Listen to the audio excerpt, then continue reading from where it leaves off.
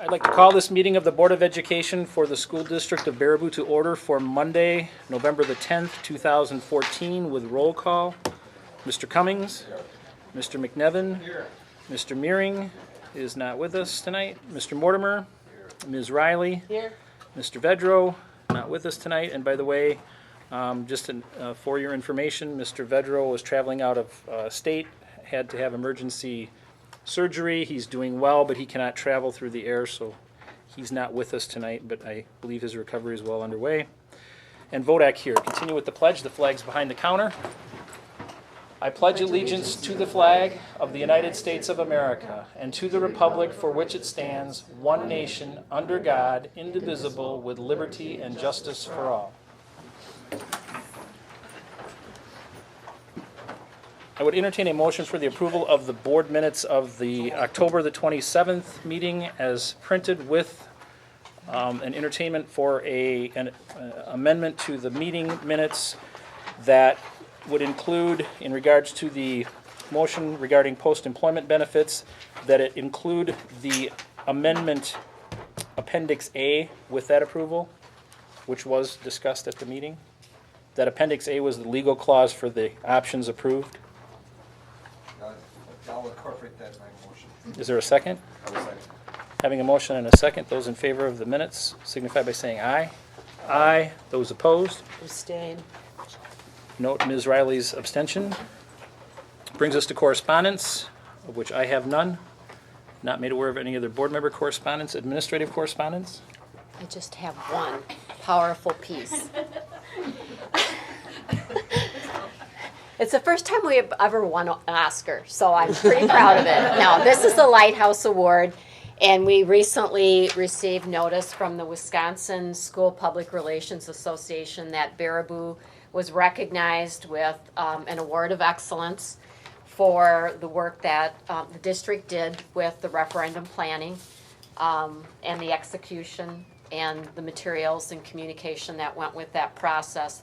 In addition to the award of excellence, entries that receive perfect scores are eligible for the Lighthouse Award. And by the way, the judges are all public relations professionals from out of state. And Baraboo also received that recognition, so we're pretty proud of that. And kudos to the board for enlisting the professionals to work with the district and make sure that we had a transparent, good process. Well, thank you for representing us there. It was Anything- fun. Anything else? Yeah, I do have one more.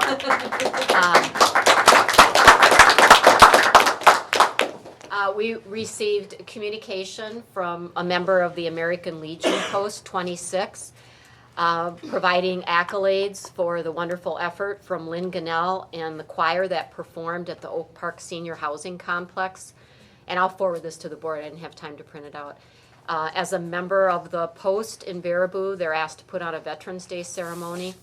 And they asked Lynn if she could participate. It worked out perfectly. She's always supported the veterans.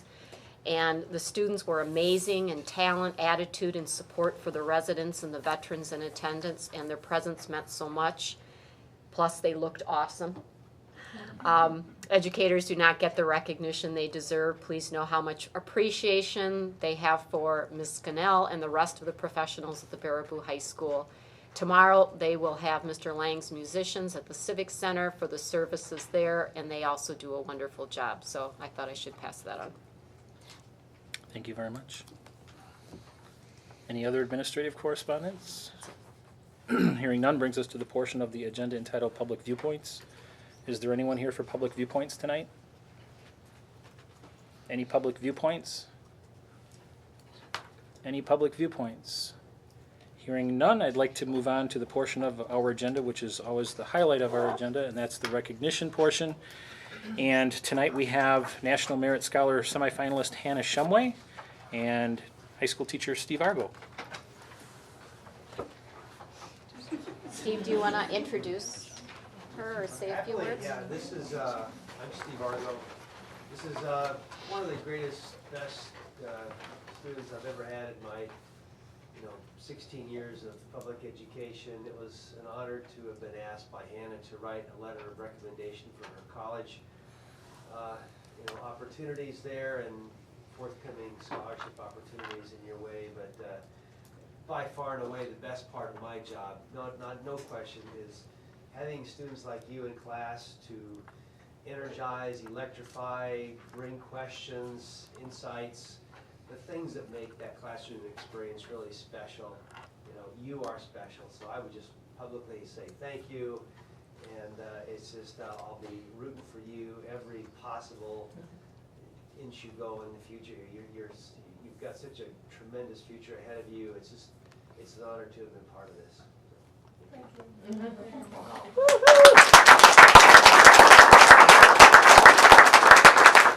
Did you like to say Well, we're so Mr. Argo. Really proud of you and look forward to hearing more about your future endeavors and representing here at the school district in such an exemplary manner. So we have for you tonight a medallion Honors for Excellence. We hope you wear that proudly. And congratulations. Thank you so much. And Steve's not gonna get away without us acknowledging his efforts, because you say it's the best part of your job, but we know it all takes time, everything takes time, and I know that you write many letters and you assist many students in pursuing, their post-graduation dreams and hopes, so thank you very much for what you do in supporting us.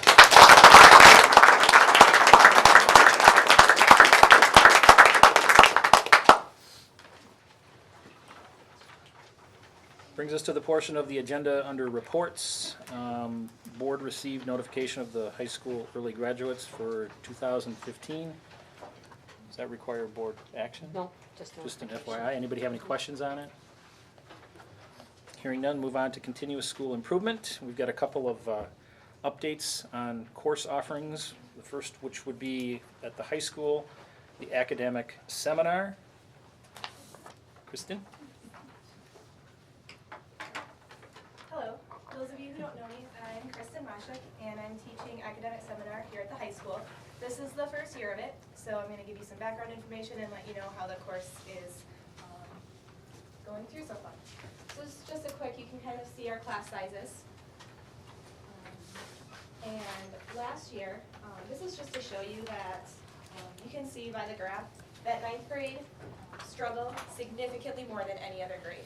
And that's what research has shown as well, in any school or district, is that 9th grade struggled the most out of any other class at the high school level. This was the 6-week grading period, by the way, so this is the semester grades.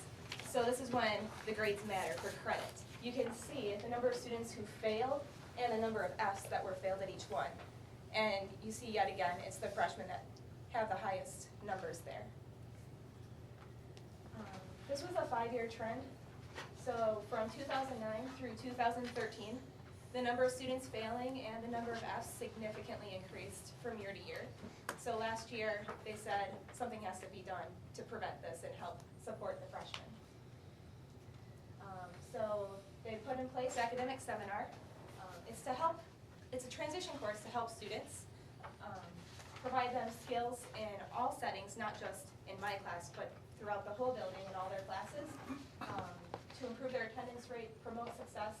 And the idea was to start small with the freshmen and then slowly build this, so it's not just a freshman support, it's support through all levels. Some of the curriculum, there's a lot of things.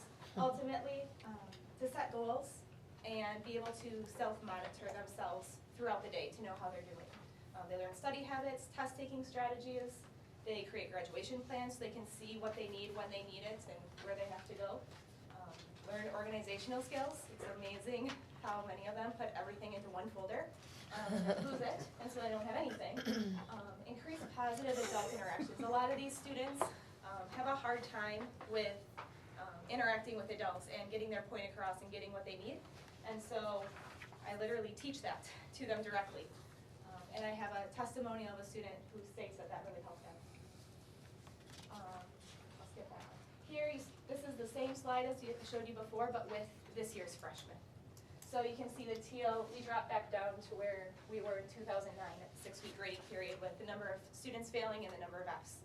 So yes, we have a ways to go, but for just the first year of this, that's great news.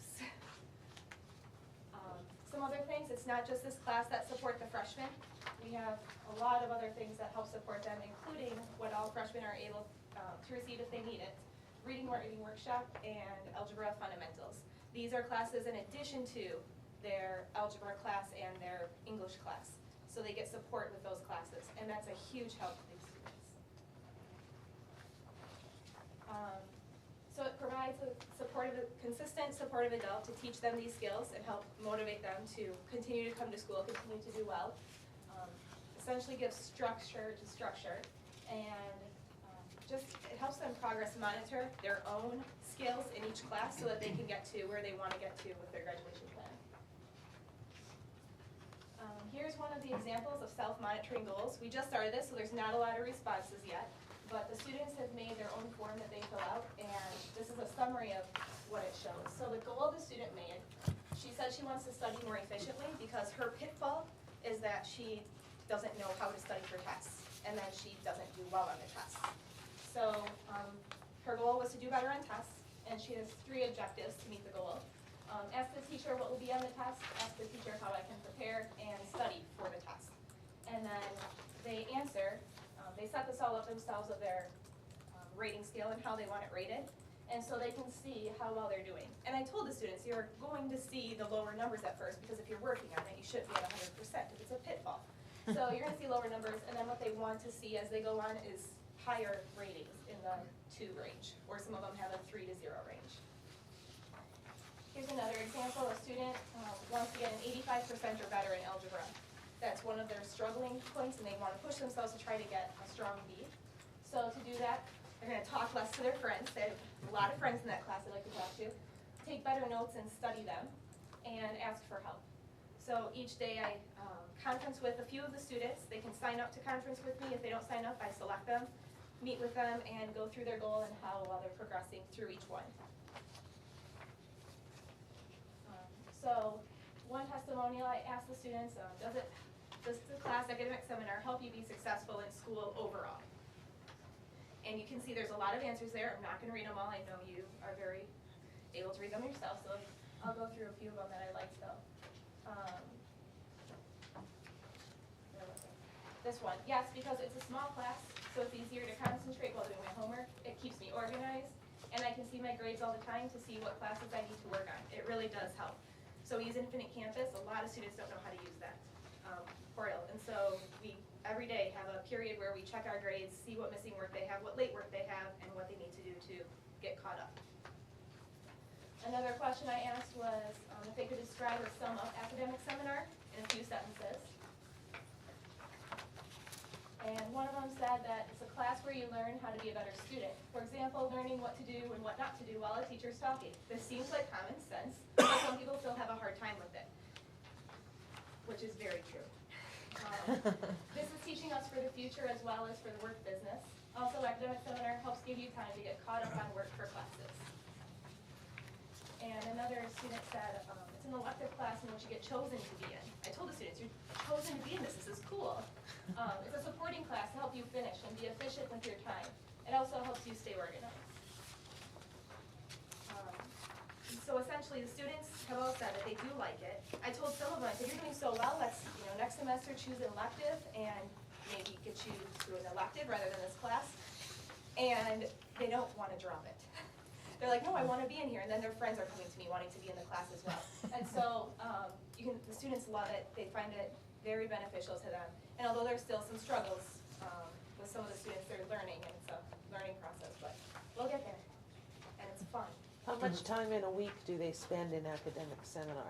It's a full class period, so every other day they'll see me for the block.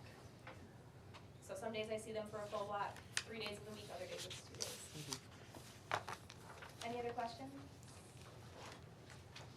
There's a lot of information there, so if you want any other information, you can go through that packet and take a look at it. There's some other data as well. If you have questions, you can email me. How many kids do you have in the class? In one class, there's no more than 13 right now. How So, many do you teach? How many 6. sessions? 6 full sessions, but there's 63 students right now total in it. And the classes are small so that they get that one-on-one. And there are some that really need the one-on-one individual help because they struggle academically. So I'm able to sit down with them for a period of time, do small groups, go back and check on the one. So the smaller class size does help with that intervention. And then, is there a strong correlation between the decrease in the number of students? I see we dropped from 125 down to, is there a direct correlation between the kids in the class and the kids that are not in the class? That For- was for last year. Well, you have the decrease in the number of freshmen with Fs for this first 6-week grading period. Yes. And we saw a huge decrease. Yes. Is that huge decrease comprising mostly of kids that are participating in No, academic that's of seminar? all students. Right, at but freshman we level. saw a huge decrease in that Okay. number. And I'm just saying, is it directly correlating with the class? In other words, the kids in the class, it's having the success that, I would like to say yes, because we do common grade checks, and a lot of them were, I'm like, 6-week grading period's coming up, and you have a few Fs here, and so they had to work hard, like, oh, what do I have to do to get here? And a lot of them say they don't know what they have to do to get that grade up, and so they just need that prompting, the direct teaching of how to do it. The self-monitoring too, so that they're able to self-monitor themselves and their own behavior. They recognize their own pitfalls, like, you don't study for a test, do you? Like, nope, I don't study. All right, you need to study. Do you know how to study? And some of them are like, yeah, I know how to study, I just don't do it. Others are, they don't know how to study. They don't know how to take tests. They don't know how to ask for, we go through how to ask for help and how to ask a question. Because they'll say, I ask a question, but I don't get the right answer I'm looking for. The teacher doesn't know how to phrase it. And so we talk about how to phrase your question so that you can get the answer that you're seeking. And organization is this. Sean, I would just add that, going into this year, back in January, February, and really throughout the spring as well, we identified, we looked at 6 to 8 risk factors of every single one of the 8th graders to identify students that were at risk for failing going into their freshman year based on research. And so that's how we identified the students originally, and in answer to your question, I do think there's a direct correlation to their success at this point in time, along with some of those other support pieces that are in place here at the high school that I think are making an impact on students being successful. But I think providing them this type of small group support and really targeted intervention for their academic and social needs has also made a big difference. Well, Kristen, thank you for being here tonight. I know you're playing double duty tonight and you have a volleyball function to go to, so we appreciate you Not for being myself, for here. students. Yeah. All right, thank you. I have one question. Oh, yeah. A little while ago, I believe, Krista, you sent us something about how our Fs compared to other schools in the Badger North, which I really don't care about. But are the Fs that we have today, have you compared those to the Badger North? I haven't, but I can report back. If I'm able to get that information. I don't know if, with confidentiality, if I'm able to or not, but I can work with some people that can. Well, I think if you're asking like what, how many Fs each high school has in the Badger North, that would be something that would have to be shared between principals. That's not data that's publicly reported that we can just pull. So if that's something that, they're willing to share, that would be something that we could then share back with you. I think, Krista, you gave that to us once. That was a while ago. And an I email. think we shared something out. Yeah. Well, and you'd have to rate it for this number of students, compare it relative number of students in Percentage, each school. yeah. Percentages. And the number does include students in special education, students in the other at-risk program, iRise, so it includes all students in that number. Income. Even at-risk students. All of the at-risk and all of the special ed students are considered in that. Is that fair? What do you mean by I that could- question? Well, I mean, is it fair to give a special needs, compare a special needs person to a regular person? Oh, I However you see. wanna say it. I see. With grading, though, we make modifications for students with special needs. So that we communicate the most fair report to the parents, what the student really knows and is able to do. That's a fair question, not to be redundant with that word. any other questions? Thank you. Thank you. Good luck tonight. Up next, Brian Bauer with the Jack Young Middle School's Skills for Success update.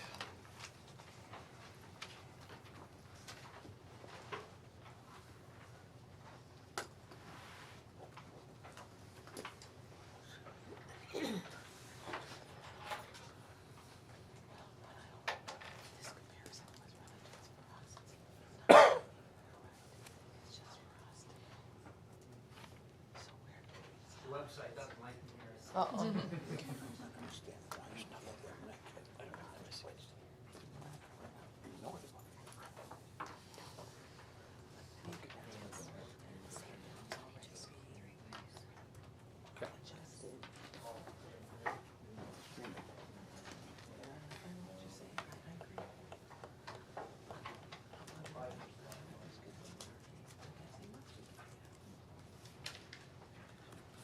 Well, thanks for having me here tonight. My name is Brian Bauer. This is my 8th year teaching in the district. My first year at Jack Young Middle School, and we all know how this position came about.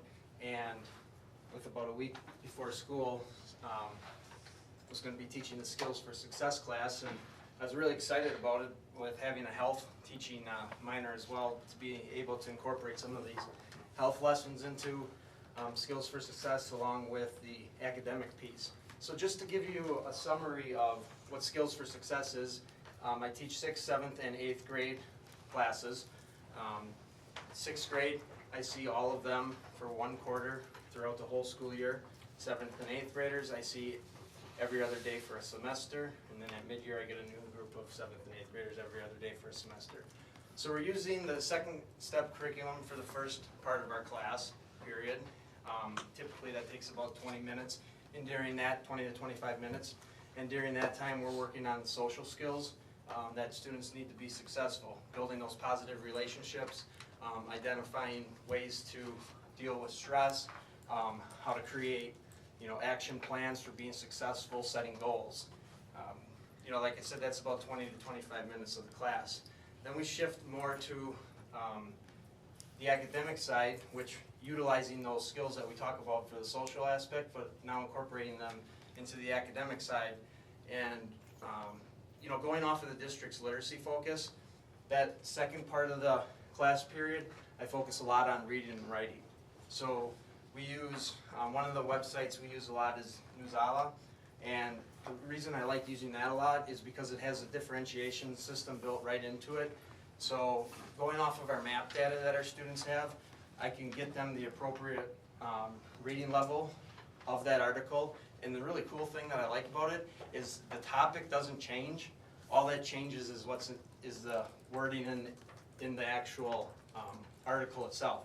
So I could be sitting next to somebody, their screens look identical, but they don't know what level per se that they're reading on. So I really can hit all the kids at their right learning profile, which is really cool because that ties into one of the strands we're focusing on, and that's informational text. So being able to really focus on one area of literacy and building those skills for all students in 6th, 7th, and 8th grade.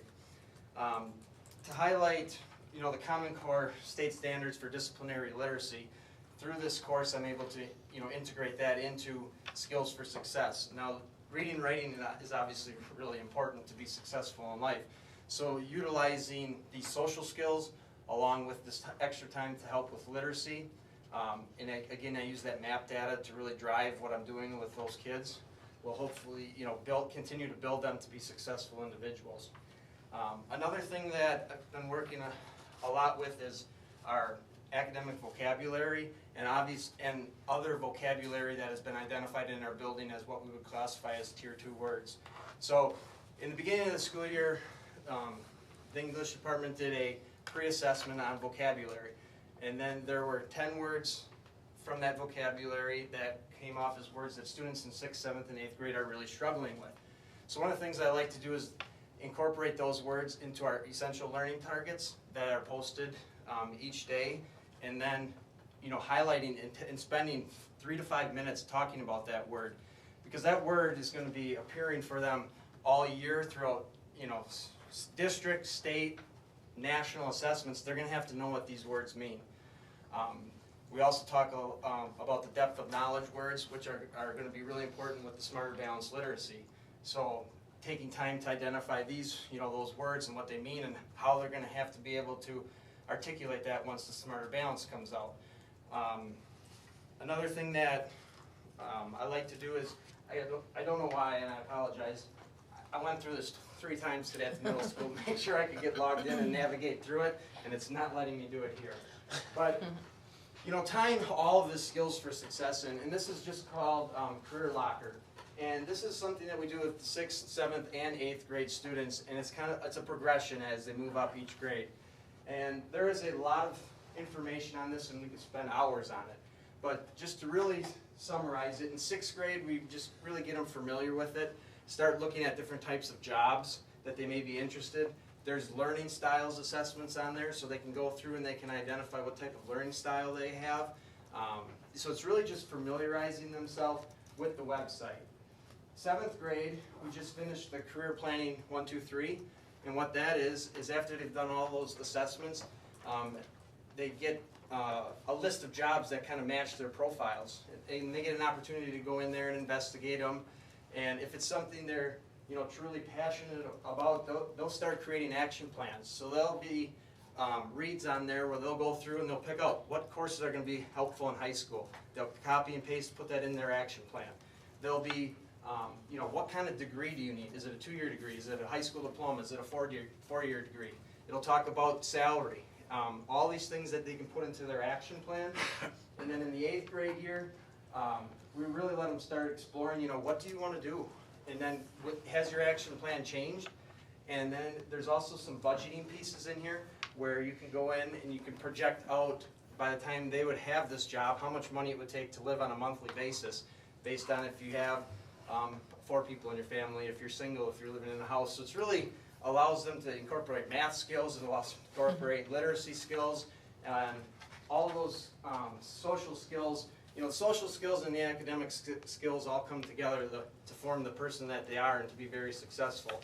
So, tying all of that in together, and this is just one small sampling of one of the things we do in the class. The Skills for Success class, it's a universal Tier 1 instruction. Like I said, we're focusing on social skills, we're focusing on the academic piece. We did some exit slips on, what do you like about this class? What are some things that we can improve? I'm fortunate to have a Google Chrome card in my room that can go on and we can use Chromebooks every day. They mentioned they love the technology piece. They love being able to get on a Chromebook every day.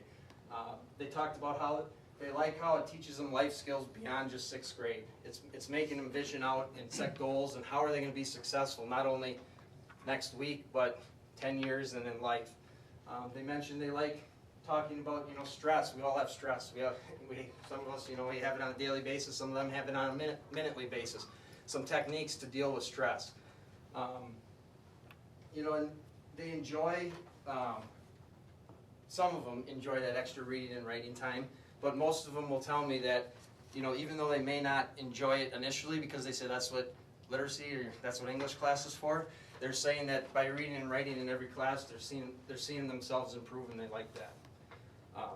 So overall, I'm still building this ship as it's going, but really incorporating as much literacy and writing into the class along with, building on those social skills and career planning. Any questions? Well, I want to commend Brian because I think it was a Thursday afternoon when we found out we needed to come up with a plan for the board meeting on Monday night. And when we talked about it, we sat down and said, hey, it's pretty wide open. Unfortunately, we don't have a lot to give you to get started. And Brian kind of took that as a challenge and really ran with it. And he's created a class that, kids are engaged in. My biggest fear was my phone was going to be ringing with parents saying, hey, my kid didn't sign up for this class. Can you get him into something else? And that really hasn't happened. We got a lot of good feedback from parents at parent-teacher conferences about the skills that their kids are learning in that class. So I want to commend him for sort of being a self-starter and just taking it and run with it. You're welcome. Just saying. Thank you, Brian. Yep, Thanks, thank you. Brian. Good job.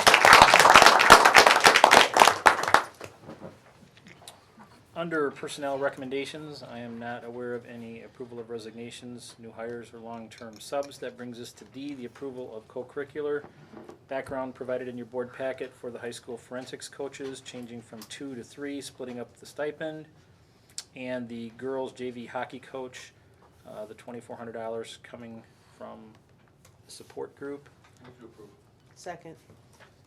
Motion by McNevin, seconded by Riley. Any discussion? Where's the 2,400 coming from? Girls with goals? Yeah, that's the girls' hockey booster group. Booster group? Correct. Yeah, they pay the entire cost of the program. Well, they don't, but between them and the player fees. Any further discussion? Hearing none, those in favor of the motion signify by saying aye. Aye. Those opposed? Motion carried. Brings us to new business. For the approval of the disbursements, I will turn to Chair of Finance, Mr. McNevin. Move to approve. I will second that. Motion by McNevin, seconded by Okay, Cummings. don't approve the bills. Checks got mailed last week. Any discussion? Hearing none, those in favor signify by saying aye. Aye. Those opposed? Motion carried. Brings us to the snow removal contract. This came from the Buildings, Grounds, and Transportation Committee meeting earlier this evening. Chair of BG&T, Mr. Cummings. I do not have it right in front of me, but we reviewed the bids from, or the bid from snow removal, and I will motion to accept the bid from, what was it? Green Dreams. Green Dreams for the snow removal contract for 3 years. Second. Having a motion and a second for Green Dreams for the snow removal contract for district property. Any discussion? Hearing none, those in favor signify by saying aye. Aye. Those opposed? Motion carried. Thank you, Mr. Cummings. That brings us to the additional youth options request, meaning there's one additional student. Move to approve. Second. Having a motion by McNevin, seconded by Riley. Any discussion? We almost have to prove that, don't we? Because that's kind of guaranteed to them, isn't it? Yeah, we have a board policy that sets forth the guidelines for that. Those in favor signify by saying aye.